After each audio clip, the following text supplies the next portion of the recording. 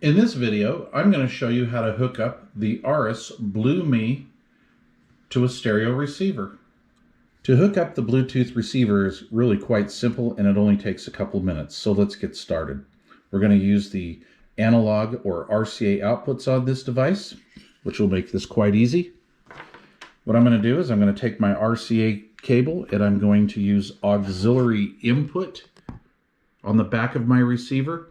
We could also use a tape input, 1 or 2, and either one of those will work. If your auxiliary is already filled up, you cannot use phono input.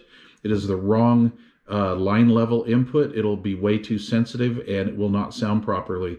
Do not use phono. So I'm going to take my RCA jack and I'm going to plug into right and left auxiliary inputs. Remember, red always being right.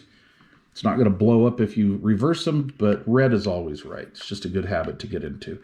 We're going to hook those up to our Bluetooth receiver. Take the little micro USB and plug it into the back of the receiver. So we have audio connections done, and we're going to finish off our power connection by using the outlet. This is an AC outlet that is on the back of most any receiver.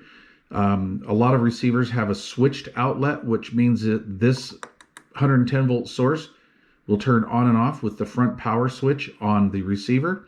Some have switched and unswitched together. On this particular unit, I have an unswitched, meaning this power source is always on. Switch on the front does not determine whether this turns on or off. I'm going to use the supplied AC wall adapter. We're just going to plug that into the back of that. Now we have all connections.